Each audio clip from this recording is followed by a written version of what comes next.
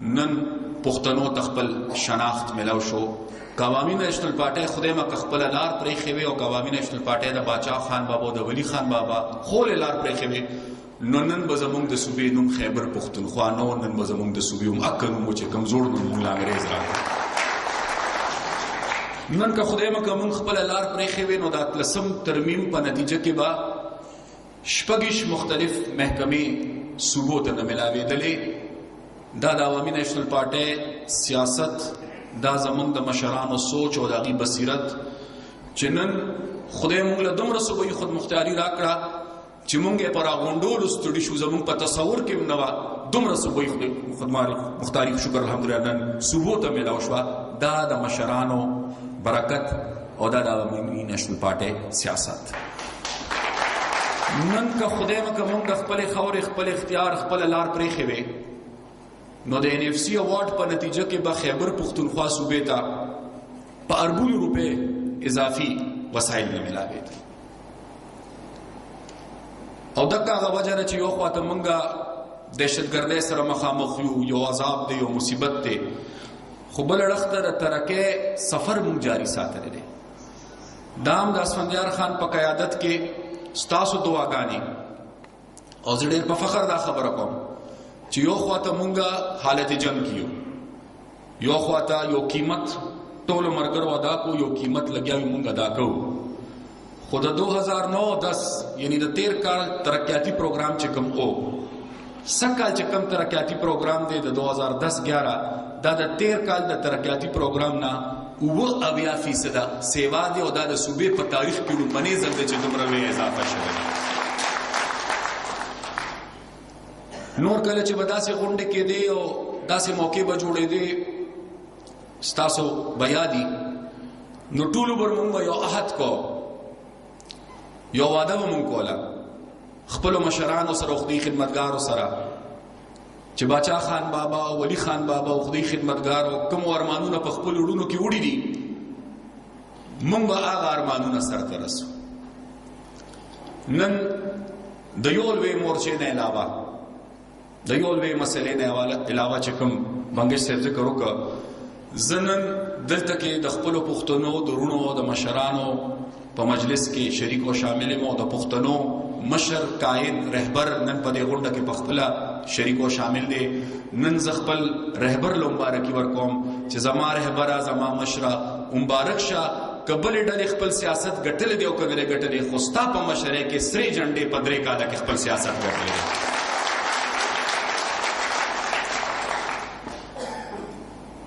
چې کوم د صوبې حالات دي او مشکلات دي چې څنګه ما وختي وویل چې تفصیلي خبره به مشر کوي، خو په ابتدایي ورځو کې اوس هم کله ناکله بعضې ملګري او دوستان پیژنګلو خلک ما ته وایي چې دا تاسو په څه مصیبت کې ګیر یې، دا څه مشکل دی، ستاسو چې حکومت راغی نو تاسو ته یو دومره لوی ازمایش پیښ شو او داسې تاثر ماله راکوي لکه چې دا زموږ یو ډېره لویه بدقسمتي. او زه قطعا خپل هغه دوستانو سره او هغه ملګرو سره اتفاق نه کوم. زه هغې ته یو خبره کوم چې په عام حالاتو کې به هر څوک خپلې ذمهوارۍ سرته ورسي. د انسان د نظریې د سوچ د تحریک پته لګي چې سړی په ازمایش کې خپلې ذمهوارۍ سرته ورسي. او زه دا نه ویم چې مونږ خپلې ټولې ذمهوارۍ سرته رسولې دي، زمونږ صنف ټیک دی، مونږ خپل سفر جاري ساتلی دی، منزل ته لا اوس هم نه یو رسېدلی. خو کم از کم په دې خبره باندې د الله تعالی ډېر شکرونه ادا کوم چې په وطن هم سخته ده، د ازمایش وخت دی، د قربانۍ وخت دی، د وینې تویولو وخت دی او په دې حالاتو کې خدای د باچا خان بابا پیروکارو له دا موقع راکړه چې یو خوا د خپلې خاورې حفاظت وکړو او بل خوا د خپل ولس خدمت وکړو. شکر الحمدلله. زه په آخر کې تش مختصرا چونکې دلته کې د ستاسو د خپل حکومت نمایندګي کوم، سیاسي خبره تفصیلي خبره هغه به مشر کوي، خو دلته کې جنرال سیکرټري صاحب یو څو گزارشات وکړل، یو څو مطالبې پیش کړې. زه به په هغې باندې په آخر کې مختصر خبره ضرور کوم. ټولو کې اول هغې خبره وکړه د پېښور د ایرپورټ په حواله باندې. هغې کې 2 لارې دي د پېښور ایرپورټ د بهترۍ لپاره. یو دا چې موجوده ایرپورټ لوی کړی شي په هغه کې د سیول ایویشن اتھارټي او د آرمي ترمنځ یو مشکل پیښ دی ځکه تاسو خو له خیر ډیر تر راغلی په دغه ایرپورټ داغه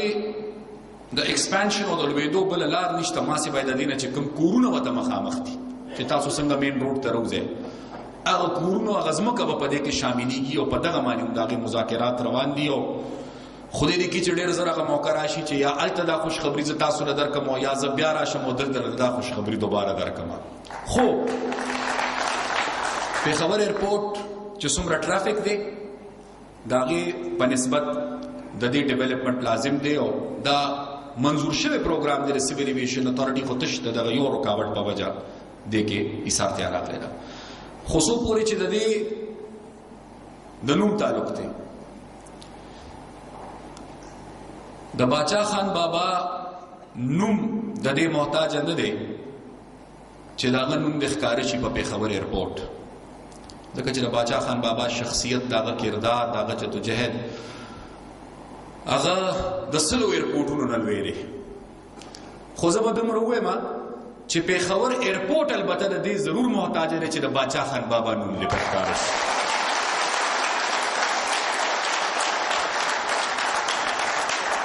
او تاسو نن غوښتنه وکړه خو دغه اسمبلی تاسو خپل اسمبلی ده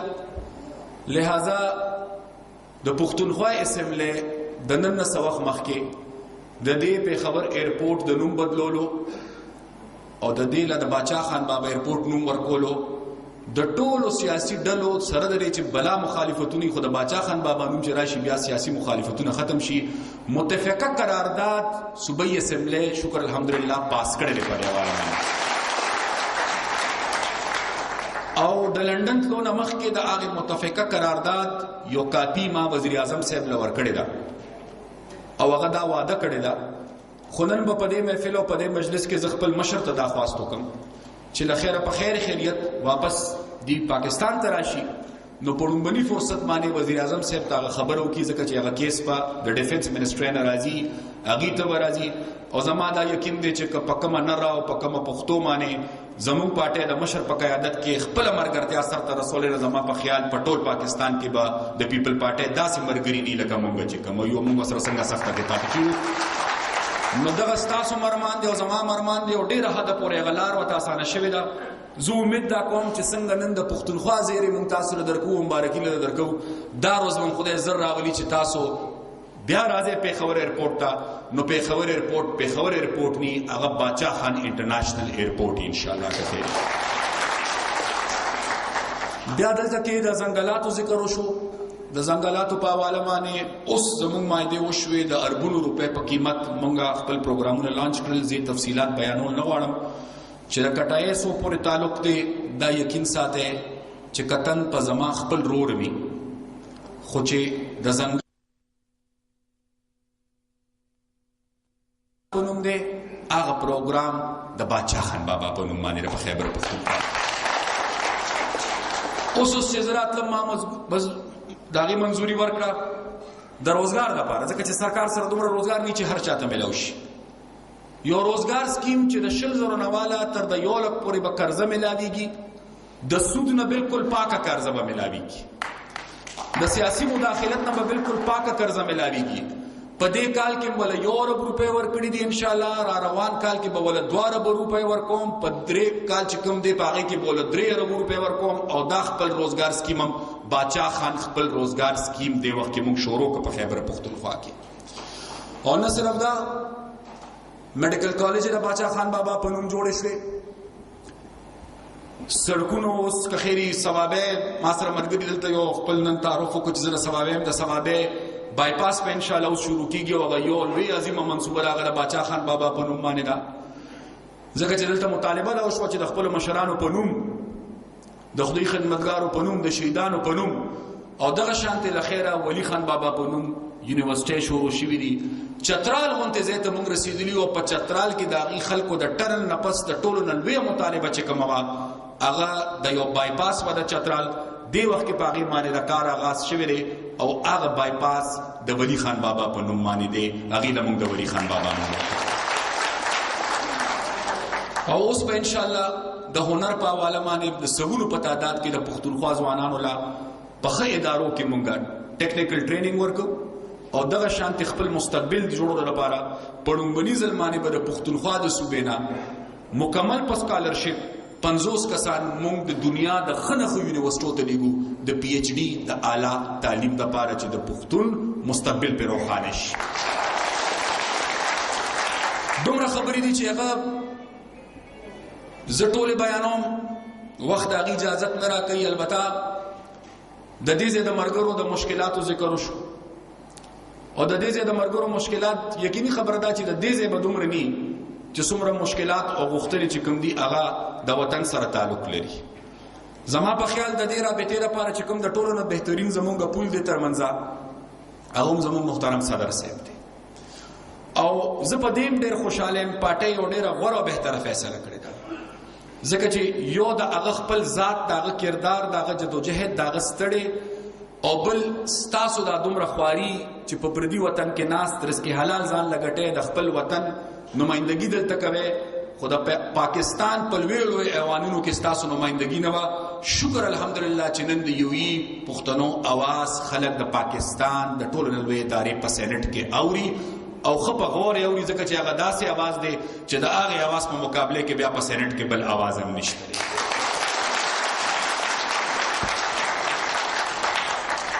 زه په آخر کې به تش دومره ګزارش وکړم چې کومه مرحله مونږ ته پاتې ده دې وخت کې ملګرو مشرانو هغه د امن د بحالۍ ده. د پارټۍ سیاست د پارټۍ سوچ او زمونږ د مشر وینا مونږ ته نن هم بالکل ښکاره او واضحه ده داسې راته ښکاري چې څنګه راته مخامخ تاسو ښکاري. د دې دومره هر څه باوجود هم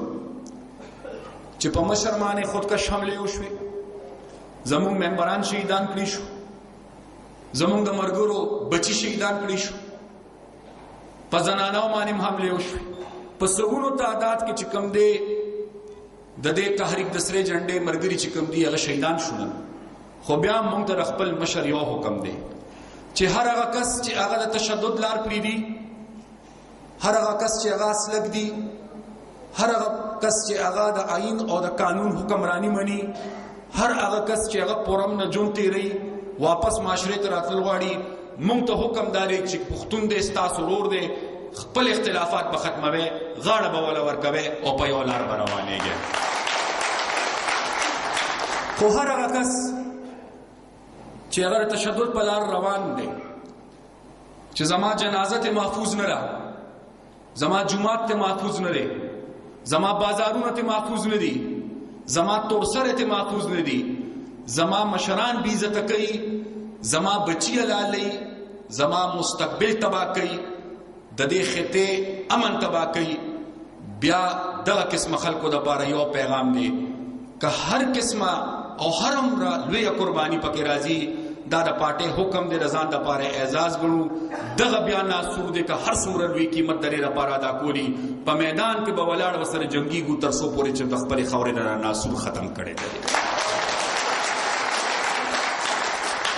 زه په آخر کې یو ځل بیا د ټولو ملګرو او د مشرانو خپلو ډېره شکریه ادا کوم، ډېر مشکور یم ستاسو د دې اعزاز دپاره ډېره مننه، ډېره مهرباني د ټولو منتظمینو، د تنظیمي عہدهدارو، د بنګش صاحب ډېر مشکور یم چې نن یې موږ له دا موقع راکړه او نور ستاسو او د پښتنو د مشر او د قائد ترمنځ رکاوټ نه جوړېږم. ډېره مننه، ډېره مهرباني، خدایم خوشحاله او آباد لره.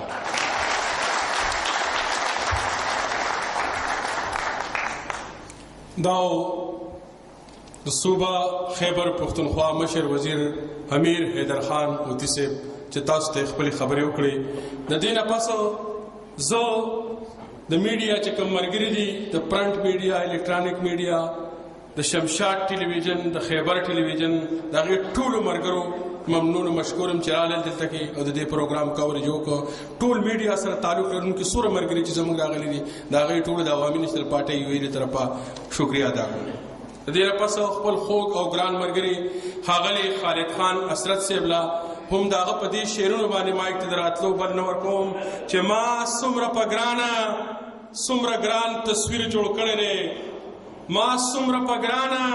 څومره ګران تصویر جوړ کړی دی زړه کې مې ملګرو د جانان تصویر جوړ کړی دی او زه ساده پښتون پیغام د امن او د مینې یم زه ساده پښتون پیغام د امن او د مینې یم تا ته مې چا اسې چرته روان تصویر جوړ کړی دی ښاغلي خالد خان اسرت صاحب له بلنه ورکوم چې راشي او خپل نظر واوروي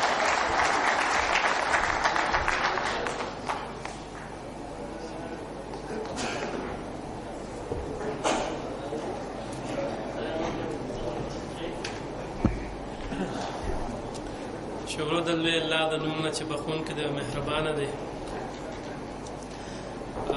د نظم عنوان مې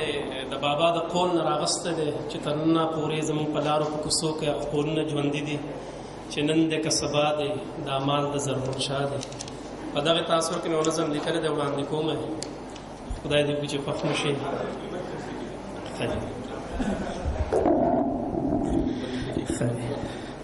فکر د زرغون بابا پټول پښتونخوا دی فکر د زرغون بابا پټول پښتونخوا دی نن دی که سبا دی دامان د زرغون شاه دی تخم د شعور د پاکو سکو سشندلې دی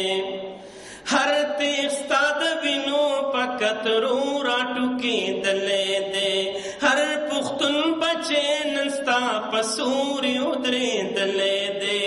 هر ټکی د ژبې د مشال رڼا رڼا دی هر ټکی د ژبې د مشال رڼا رڼا دی او نن د که سبا د دامان د زرغون شاه دی نن د که سبا د دامان د زرغون شاه دی ستا نه چې منکر وڅوک هغې خلکو ستایلې ای زما ملنګ بابا دنیا ټولې منلې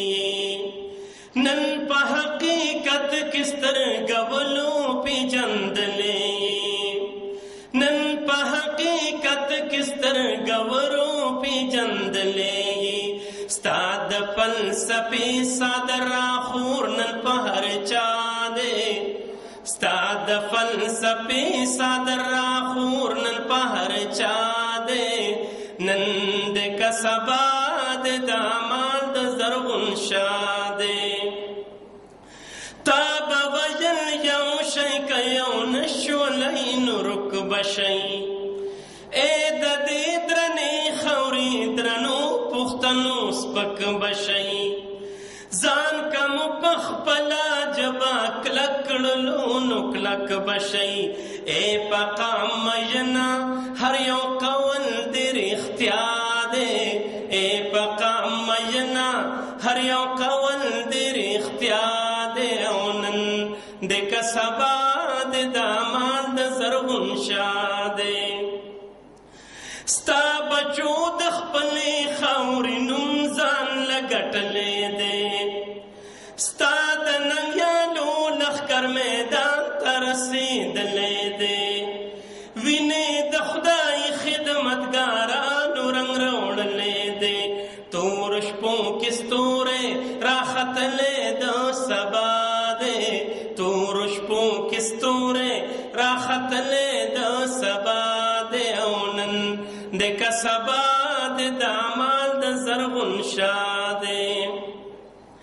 سوچ پخته نشته دی نو فکر د بابا بوي د خاورو ایرو کې سره بسرې د رڼا بوي سوچ د دنیا وینو نامه د پښتونخوا بوي مړ د خالده لا ژوندی ملنګ بابا دی مړ د خالده لا ژوندی ملنګ بابا دی او نن د که سبا د دامان د زرغون شاه دی مهرباني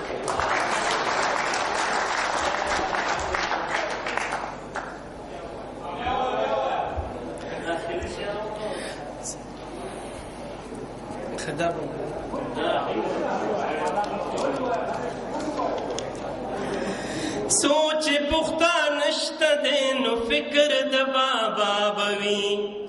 د خاورو ایرو کې سره بسرې د رڼا بوي سوچ دا دنیا وینو نامه د پښتونخوا بوي مړه د خالدا لا ژوندې ملنګ بابا دی مړه د خالدا لا ژوندې ملنګ بابا دی نن لکه سبا د داماد د زرغون شاه دی یوه سندره د بنګش صاحب پوښتنه باندې د خطو نو دې مرګري دا اواز پورته کو چې په پېښور کې پر هر مجوړه لا د کابل پر هر ورغلې نه دی او دلته لا بل د وینو جام ډکوي هغه ډک جام د لا بوټل نه دی دغه نر مرګري ډېر خوږ او ګران مرګري ښاغلي فضل سبحان عبد صاحب لا هم د هغه په دې شعرونو باندې مایک ته د راتلو بلنه ورکوم چې پښتانه چرې کلار نشو د یو بل د مرګه پښتانه چرې کلار نشو د یو بل د مرګه که خویندو میندو ورته ډېرې ډوپټې ونیوې او اوس خو د مینې عجیبه غوندې دستور شو اشنا اوس خو د مینې عجیبه غوندې دستور شو اشنا هر یو مین د ګل په ځای یار ته پیسې ونیوې ښاغلي فضل سبحان عبد صاحب له بله نور کوم چې راشي او خپل نظم واوروي ښاغلی فضل سبحان عبد صاحب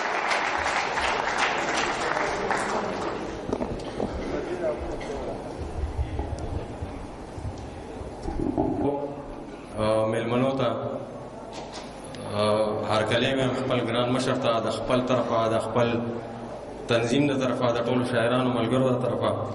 او د پښتون فکر پښتنو ملګرو السلام علیکم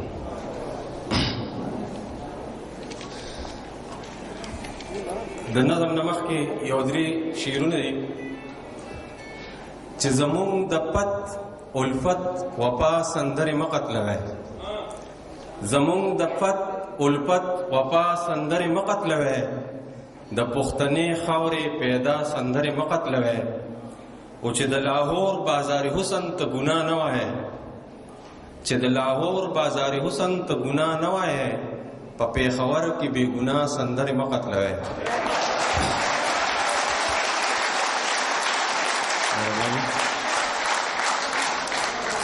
چې د لاهور بازار حسن ته ګناه نه وایې په پېښور کې بې ګناه سندرې مه قتلوئ او د وږو تږو د بېوسه ژوند خبره وکړې د وږو تږو د بېوسه ژوند خبره وکړې چې دغه نه درځي مولا سندرې مه قتلوئ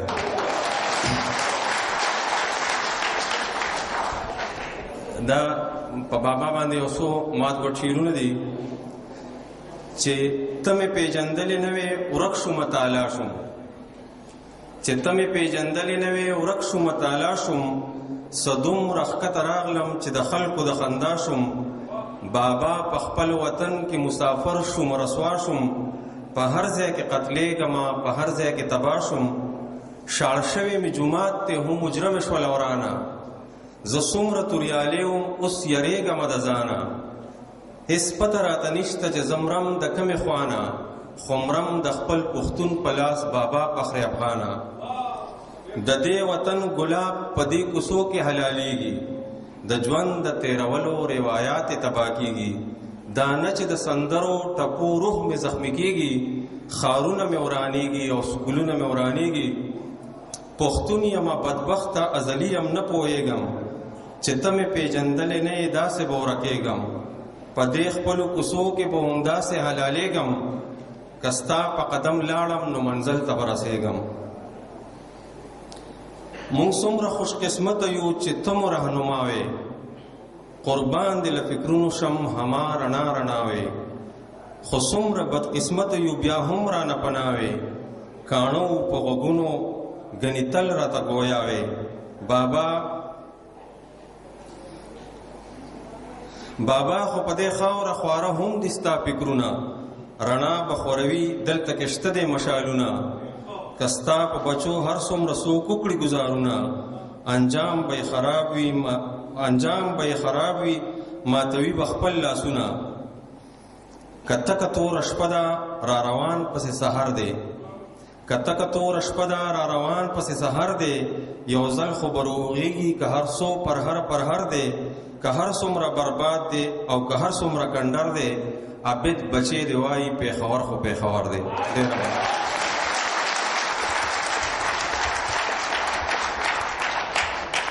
داو ښاغلی فضل خان عابد صاحبو د انتظار لازې په ختمېدو دي. خپل ډېر خوږ او ډېر ګران مشر د عوامي نیشنل پارټۍ مرکزي مشر د پښتنو د قافلې سرلښکر ښاغلي اسفندیار خان له د پښتو په دې ټپه باندې مایک ته د راتلو بلنه ورکوم چې پټکې د کوک په تندي کې ده، پټکې د کوک په تندي کې ده، پردی وطن ده چې ډاډه در باندې یم. ښاغلي اسفندیار خان له بلنه ورکوم چې راشي خپله وینا.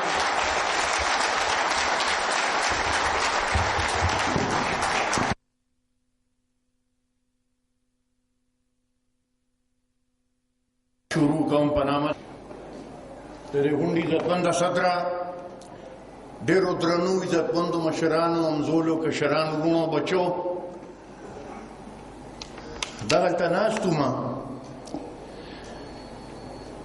وزیر اعلی صاحب تقریر کو، دا به تاسو ته هم ناشنا ښکاري چې نن په ژوند کې دا ړومبی ځل دی چې هغه زما په مخ کې تقریر وکړو او ما د هغه تقریر واورېد. ما لا تر ننه پورې د هغه تقریر نه و اورېدلی. نو زما خیال دا شکریه به زه ستاسو ادا کوم چې ستاسو د برکته ما هم د هغه تقریر نن واورېد. خو چې تقریر مې اورېده نو ذهن مې لاړ. په 1950 کې د بوټو صاحب په حکومت کې چې کله په پارټۍ باندې پابندي ولګېده او مشران ونیولي شو، حیدرآباد ته لاړل او په ما باندې تاسو مشرانو ته به یاد وي د حیات شیرپا د قتل کیس په ما باندې جوړ شو. هغې کې مونږ یې ونیولو. زه لیفټ آباد جیل کې وم او د کالو خان زمونږ یو شاه محمد اجي صاحب خدای دې وبخښي اوس مړ شو، هغه زمونږ سپرډنټ و. دې مور سره زما ملاقات ته راغلو. زما خیال دی به داسې د څلور کالو په مشکله څلور کالو نو داسې هغې اجي صاحب ته کتل، هغې سپرډنټ ته ورته وایي چې کاکا، هغه ورته وایي دا زما ماما هم په څه کې جیل ته راوستی دی. نو هغه ورته وایي دوی روان تقریرونه کوي. نو دوی ورته چې ښه دا خو چې زه لوی شم نو زه هم تنکیر کوم او چې زه کله تنکیر وکړم خبرې به یې داسې کولې د دون عمرو وایي چې زه تنکیر وکړم نو بیا به زه هم که خیري جیل ته راځم.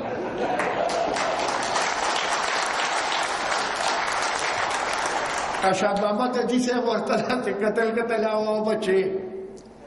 وایي چې هغه یو نیکه دې راته وویل شاه محمد دله په دې کرسۍ ناست و. وایي چې دا کر نیکه دی دا بل راته هم دا شاه محمد دله په دې کرسۍ ناست. وایي چې ولی خان راته هم دا دله ناست. وایي چې دا ماما دې راته هم دا د ناست. وایي دا زه به ستا پورې ناست یم چې ته به هم لا راځې او زه به د هغې ورځې تمه کوم. نن حقیقت دا دی چې په دې ځای ناسته نن د حیدر حقه خبره رایاده شوه چې وایي زه به هم تنکیر کوم او تنکیر دونه به ورته ووایم چې